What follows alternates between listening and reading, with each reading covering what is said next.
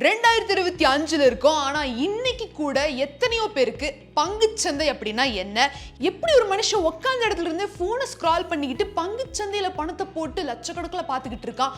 அதாவது சராசரி மனுஷங்களுக்கு எனக்கு சேமிப்புன்னா ஒரு வீடு வாங்கி போடணும், நகை வாங்கி வைக்கணும் அப்படிங்கிறது தான் தலைக்கு டக்குன்னு வரும். ஆனா இந்த பேசிக்ஸ் தெரிஞ்சவங்களுக்கு, பங்குச்சந்தையில பூந்து விளையாட தெரிஞ்சவங்களுக்கு பணத்தை இது மூலியமா பெருக்கிறது எப்படி அப்படின்னு நல்லாவே தெரியும். இந்த பங்குச்சந்தையில பணத்தை போட்டு லட்சக்கணக்கில் பார்த்தவங்களும் இருக்காங்க, பணத்தை லூஸ் பண்ணவங்களும் இருக்காங்க. ஆனா அந்த லட்சத்தை நீங்களும் பார்க்கணும் அப்படின்னா பேசிக்ஸ் தெரிஞ்சுக்கிறது ரொம்ப ரொம்ப அவசியம். ஸோ இன்னைக்கு நம்ம இந்த வீடியோல அந்த பேசிக்ஸை தான் தெரிஞ்சுக்க போறோம். ஒரு பங்குச்சந்தை அப்படின்னா என்ன, எப்படி உங்க பணத்தை போட்டா உங்களால ப்ராஃபிட் பார்க்க முடியும், எப்படி இந்த கம்பெனிஸ் எல்லாம் இந்த ஷேர் மார்க்கெட்ல லிஸ்ட் ஆகுது, இதுல இந்த ட்ரேடிங் பண்றேங்கிறாங்க, இன்வெஸ்ட்மெண்ட் பண்றேன் அப்படிங்கிறாங்க, அப்படின்னா என்ன, பேசிக்கான விவரங்களை தான் நம்ம பார்க்க போறோம். வாங்க டக்குனு வீடியோக்குள்ள போலாம். Welcome to freedom Tamil Mani channel. நான் உங்க மேகலா கண்ணன்.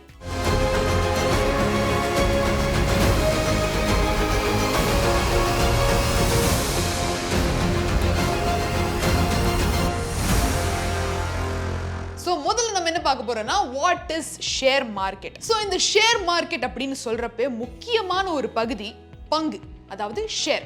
அந்த ஷேர் அப்படின்னா என்ன பாப்போம். ஒரு உதாரணத்துக்கு நான் ஒரு கம்பெனியை ஸ்டார்ட் பண்ணணும்னு நினைக்கிறேன். அதுக்கு எனக்கு 15 லட்சம் ரூபாய் தேவைப்படுதுன்னா என்கிட்ட இருக்கிறது 10 லட்சம் ரூபாய் இருக்கு.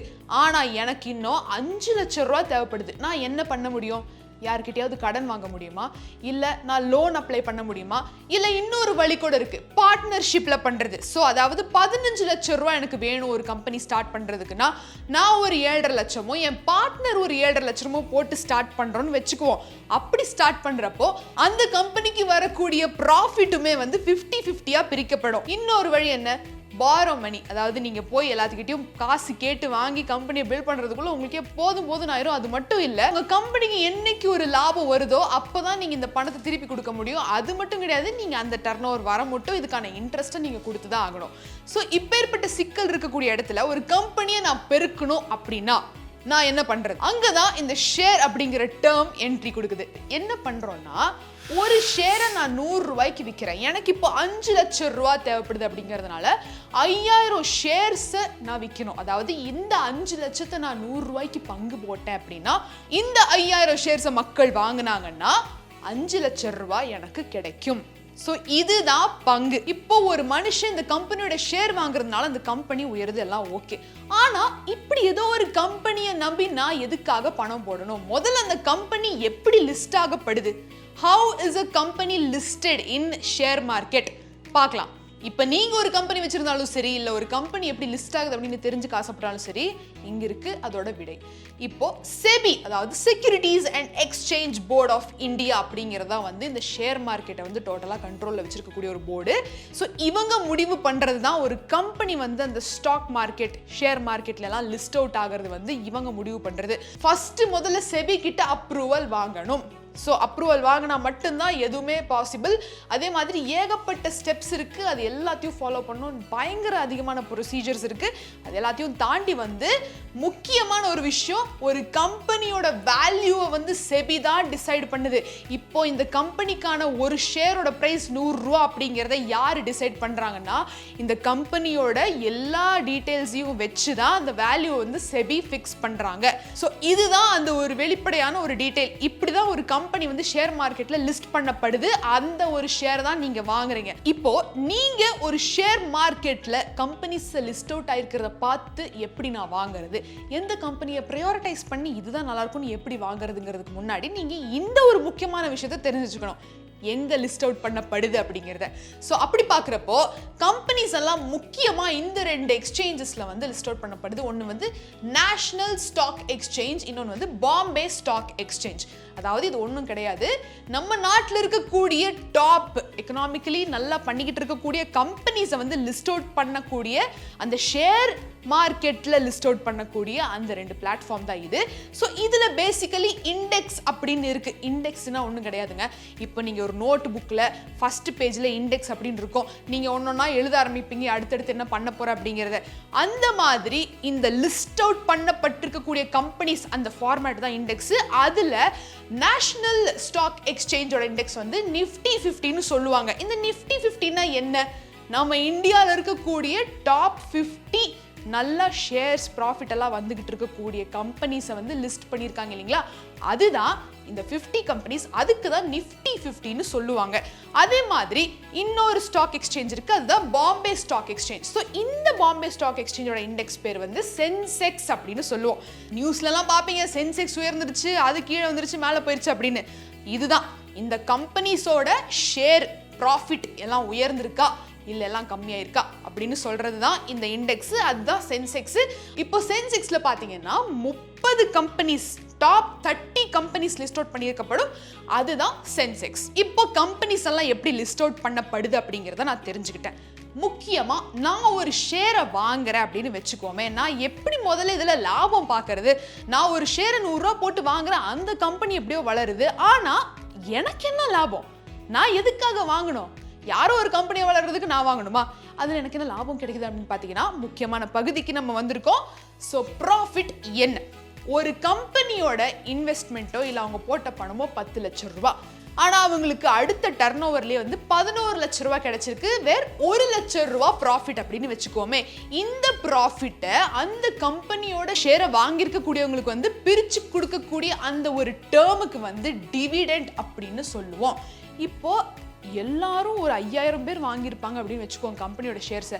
5000 பேர்த்துக்கும் சில கம்பெனிஸ் எல்லாம் பிரித்து கொடுக்க மாட்டாங்க. ஸோ இந்த டிவிடெண்ட் அப்படிங்கிற டேர்ம் வந்து எல்லா கம்பெனிஸ்லையும் நடக்காது, ஆனால் சில கம்பெனிஸ் பண்ணுவாங்க. ஸோ இதில் அவ்வளோ அஷ்யூரிட்டி கிடையாது. ஆனால் உங்களுக்கு லாபம் எங்கிருந்து வரும்னு கேட்டீங்கன்னா, டிமாண்டு அப்புறம் ஷேர் ப்ரைஸ் ஏறும் இறங்கும். உதாரணத்துக்கு இப்போ ஒரு கம்பெனி நல்ல சூப்பரா ப்ராஃபிட்டபிளா போய்கிட்டு இருக்கு அப்படிங்கிற பட்சத்துல 5000 ஷேர்ஸ் தான் இருக்கு, ஆனா அது ஒரு 10,000 20,000 பேர் வாங்கணும்னு வெயிட் பண்ணிட்டு இருக்கிறப்போ அந்த கம்பெனியோட ஷேர்ஸ் பிரைஸ் வந்து உயரும். எப்படி நம்ம வெங்காயம் தக்காளி எல்லாம் கம்மியா இருக்கக்கூடிய சப்ளைல டிமாண்ட் அதிகமாக ரேட் எல்லாம் ஜாஸ்தி ஆகுதோ, அதே மாதிரி தான் பங்கு சந்தையில் இருக்கக்கூடிய ஷேரோட பிரைஸும் டிமாண்ட் அதிகமாச்சுன்னா ஷேர் பிரைஸ் அதிகமாகும், டிமாண்ட் கம்மியாச்சுன்னா ஷேர் பிரைஸும் கம்மியாகும். ஸோ அங்கதான் ஒருவேளை நீங்க அந்த ஒரு ஷேரை 100 ரூபாய்க்கு வாங்கியிருந்தீங்க அப்படின்னா, அதே ஷேரோட டிமாண்ட் அதிகமாகி ஷேர் பிரைஸ் அதிகமாகிறப்போ அந்த ஷேரை நீங்க 120 ரூபாய்க்கு வித்தரலாம். அந்த ஷேர் கண்டிப்பா 120 ரூபாய்க்கு வரும். அதோட டிமாண்டும் அதோட ப்ராஃபிட்டும் அதிகமாக இருக்கு அப்படிங்கிற பட்சத்தில் 100 ரூபாய்க்கு நீங்க வாங்கியிருந்த ஷேர் வந்து 120 ரூபாய் ஆகும். அந்த டைம்ல நீங்க இந்த ஷேரை வித்துட்டீங்கன்னா 20 ரூபா லாபம். ஒரு ஷேருக்கு 20 ரூபா லாபம். ஒருவேளை நீங்க 100 ஷேர் வாங்கியிருந்தீங்க அப்படின்னா 2000 ரூபாய் லாபம். இப்ப புரியுதுங்களா லாபம் எப்படி வருது அப்படின்னு? சோ இப்படிதான் லாபம் எடுக்க முடியும் ஷேர் மார்க்கெட்ல நீங்க இன்வெஸ்ட் பண்ணீங்க அப்படின்னா. சோ இதெல்லாம் ஓகே. ஆனா சில பேர் இந்த ட்ரேடிங் பண்றேன், இன்வெஸ்ட்மெண்ட் பண்றேன் அப்படி இப்படின்னு சில டேர்ம்ஸ் எல்லாம் யூஸ் பண்றாங்களே, அந்த டேர்ம்ஸ்க்கு மீனிங் என்ன வித்தியாசம் பார்க்கலாம். ஸோ ட்ரேடிங் அப்படின்னு வந்துருச்சுனாலே அது ஷார்ட் டேர்முங்க. அதாவது காலையில் நீங்கள் ஒரு ஷேரை வாங்கியிருப்பீங்க, ஈவினிங்குள்ளே அது என்ன தையா தக்கான்னு ஆடினாலும் சரி, நான் அதை விற்றுட்டு வர்ற லாபத்தை பார்த்துக்கிறேன் அப்படின்னா இருக்கிற போட்ட பணத்தை நான் திருப்பி எடுத்துக்கிறேன் அப்படின்னு சொல்லிட்டு ஷார்ட் டேர்மில் ட்ரேட் பண்ணுறதுக்கு பேர் தான் ட்ரேடிங் அப்படின்னு சொல்லுவோம். அது ஷார்ட் டேர்ம். அதுவே இன்வெஸ்ட்மெண்ட்னு வர்றப்போ லாங் டேர்முங்க. இப்போ காலையில் போட்டிருக்கீங்க அப்படின்னா நைட்டுக்குள்ளே எடுத்துட முடியாது. நீங்கள் வருஷ கணக்காக வச்சுருப்பீங்க, காத்திருப்பீங்க, உங்களுக்கு தெரியறவங்களுக்கு கண்டிப்பாக அனலைஸ் பண்ணி இந்த கம்பெனி எப்படியோ ஒன்று அடுத்த வருஷம் பிச்சுக்க போகுது, எப்படியோ ஒரு மாதத்தில் இது ஏறும் பாரு, டிமாண்ட் இப்படி இருக்கு பாருன்னு நல்லா அனலைஸ் பண்ணியிருக்கிறவங்க அந்த இன்வெஸ்ட்மெண்ட் அப்படிங்கிற விஷயத்த பண்ணுவாங்க லாங் டேர்முக்கு. ஒரு பெஸ்ட்டான ஒரு உதாரணம் கொடுக்குறேன். டிவி நியூஸ்ல எல்லாத்துலையும் நீங்கள் பார்த்துருப்பீங்க. ஸோ 2017 ஒரு சம்பவம் நடக்குது. ஒருத்தர் கால் பண்ணி கேட்குறாரு அத்தாரிட்டிஸ் கிட்ட எல்லாம், இந்த மாதிரி எங்கள் தாத்தா வந்து 1990 சில ஷேர்ஸ் வாங்கியிருக்காரு எம்ஆர்எஃப் ஓடது, ஆனால் அது டிஜிட்டலாக எந்த விதமான டாக்குமெண்ட்ஸ் எல்லாம் கிடையாது, பேப்பர் டாக்குமெண்ட்ஸ் இருக்கு, இப்போ நான் அதை வந்து விற்க முடியுமா அப்படின்னு சொல்லி கேட்டிருக்காரு. அப்போ அந்த ஸ்டாக்கோட ரேட் வந்து வெறும் 130 ரூபா தான். ஆனால் அவர் கேட்ட இந்த 2017 வந்து அந்த ஸ்டாக்கோட ரேட் கிட்டத்தட்ட 130 கோடியா இருந்துச்சு.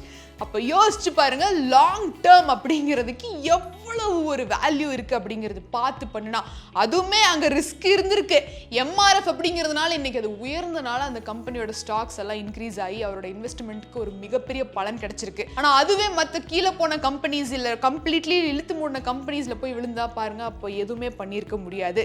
ஸோ இதுதான் இன்வெஸ்ட்மெண்ட்டோட ஒரு பலன். ஸோ இதெல்லாம் ஓகே, நான் தெரிஞ்சுக்கிட்டேன் ஷேர் மார்க்கெட்னா என்ன, எப்படி ஒரு கம்பெனி இந்த ஷேர் மார்க்கெட் அப்படிங்கிற இடத்துல லிஸ்ட் அவுட் ஆகுது, அதை நான் வாங்கினேன்னா எனக்கு என்ன லாபம், அந்த கம்பெனிக்கு என்ன லாபம், இதோட ப்ராசஸ் என்ன, இதே மாதிரி சின்ன ஷார்ட் டேர்ம்ல ட்ரேட் பண்ணா எந்த மாதிரி இருக்கும், லாங் டேர்ம்ல ட்ரேட் பண்ணா எப்படி இருக்கும், அது ரெண்டுக்கும் என்ன அர்த்தம் அப்படிங்கிறது எல்லாத்தையுமே நம்ம பார்த்தோம்.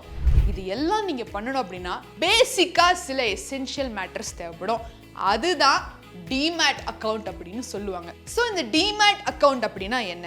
இப்போ அந்த காலத்துல எல்லாம் ஒரு கம்பெனியோட ஷேர் ஒருத்தங்க வாங்குறாங்க அப்படின்னா பேப்பர்ல கொடுத்துக்கிட்டு இருந்தாங்க டாக்குமெண்ட்ஸ், ஓகே இந்த பங்கு உன்னடது அப்படின்னு. ஆனா அந்த பேப்பர் ஏதாவது தொலைஞ்சு போச்சுனாலோ இல்ல கிழிஞ்சு போச்சுனாலோ இல்ல ஏதாவது டேமேஜ் ஆயிடுச்சுன்னா இந்த ஷேர் நான் வாங்கியிருக்கேன்னு சொல்றதுக்கு எந்த விதமான அத்தாட்சியும் கிடையாது. அதுக்கு தான் டிஜிட்டலா ஒரு ப்ரூஃப் வேணும். அந்த டிஜிட்டல் ப்ரூஃபுக்காக தான் இப்போ ஏகப்பட்ட விஷயங்கள் வந்துருச்சு டிஜிட்டலாகவே. ஸோ அதில் டிமேட் அக்கவுண்ட் அப்படிங்கிறதுல நீங்கள் வாங்கக்கூடிய ஷேர்ஸ் ஆகட்டும் இல்லை என்ன பண்ணினாலும் அதில் எல்லாமே செக்யூர்டாக இருக்கும். டிரான்சாக்ஷன்லேருந்து என்ன ஷேர் வாங்குறீங்க, எப்போ விற்றீங்க அப்படிங்கிற முழு டீட்டெயில்ஸ் அந்த டிமேட் அக்கௌண்ட்னு ஒன்று ஓப்பன் பண்ணுவீங்க இல்லைங்களா, அதில் இருக்க போகுது. ஆனால் இந்த ட்ரேடிங் அக்கௌண்ட் அப்படின்னா என்னன்னு பார்த்தீங்கன்னா, உங்ககிட்ட காசு இருக்கு பேங்க் அக்கௌண்ட்ல, ஆனால் நீங்கள் அதை செலவு பண்ணும் வெளியில், நடுவில் அதை செலவு பண்ணுறதுக்கு ஒரு அழகான அப்ளிகேஷன்ஸ் எல்லாம் வந்துருக்கு, ஜிபே, ஃபோன்பேன்னு எக்கச்சக்கமான ஆப்ஸ் எல்லாம் இருக்கு. அதே மாதிரி தான் நீங்கள் உங்கள் அக்கௌண்ட்ல இருந்து இந்த ஷேரை வாங்கணும் அப்படின்னு ட்ரேட் பண்ணுறதுக்கு ஒரு அக்கௌண்ட் வேணும் இல்லைங்களா, அதுதான் ட்ரேடிங் அக்கௌண்ட். இப்போ இந்த டிமேட் அக்கௌண்ட் ஆகட்டும் ட்ரேடிங் அக்கௌண்ட் ஆகட்டும் எல்லாமே உங்க பேங்க் அக்கௌண்ட்டை லிங்க் பண்ணி எல்லாம் ஒரே அப்ளிகேஷன்ல வர்ற மாதிரியான ஆப்ஸ் எல்லாமே வந்துருச்சு.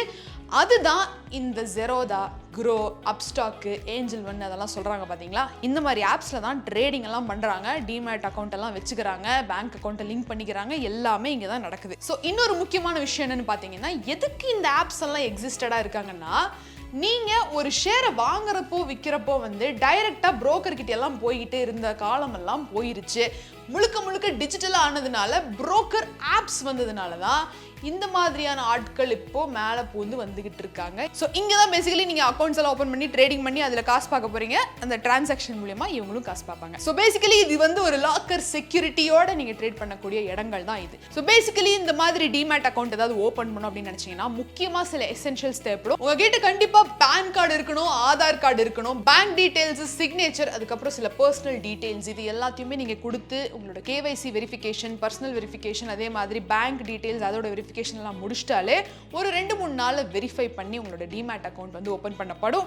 அது மூலமா நாளுக்கு நாள் அனலைஸ் பண்ணி எப்படி நீங்க இன்வெஸ்ட் பண்றது, எப்படி ட்ரேட் பண்றது அப்படிங்கறத நீங்க தானா கத்துக்குவீங்க. அதுக்கு நீங்க ஏகப்பட்ட அனலைசிஸ் பண்ண வேண்டியிருக்கும். நம்ம சேனல்ல எக்கச்சக்கமான வீடியோஸ் இருக்கு, எப்படி பார்த்து சூதானமா நீங்க ஷேர் மார்க்கெட்ல இறங்கி இன்வெஸ்ட் பண்ணி லாபம் பார்க்கறது அப்படிங்கிற மாதிரியான நிறைய டிப்ஸ் கொடுத்துக்கிட்டே தான் இருக்கும். ஸோ இன்னைக்கு இந்த வீடியோல முழுக்க ஷேர் மார்க்கெட் பத்தின பேசிக்ஸையும், ஷேர் மார்க்கெட்னா என்ன, எப்படி இன்வெஸ்ட் பண்றது, ஒரு கம்பெனில நான் காசு போட்டா எனக்கு என்ன லாபம், அவங்களுக்கு என்ன லாபம், நான் எப்படி காசு போடுறது, ட்ரேடிங்னா என்ன, இன்வெஸ்ட்மெண்ட்னா என்ன, ஷார்ட் டேர்ம்ல பண்ணா என்ன ஆகும், லாங் டேர்ம்ல பண்ணா என்ன ஆகும் அப்படிங்கிற சில எக்கச்சக்கமான பேசிக் டீடைல்ஸை நீங்க கத்துக்கிட்டு இருந்திருப்பீங்க அப்படின்னு நம்புறேன். இந்த மாதிரி நிறைய stock, share market related videos இல்ல கான்செப்ட் உங்களுக்கு நிறைய தெரிஞ்சுக்கணும் அப்படின்னு ஆசைப்பட்டீங்கன்னா நம்ம ஃப்ரீடம் ஆப்பை டவுன்லோட் பண்ணி தாராளமா கத்துக்கங்க. மீண்டும் ஒரு சுவாரஸ்யமான பகுதியில் நான் உங்களை சந்திக்கிறேன். Until then, it's Meghala Kannan signing off. நன்றி.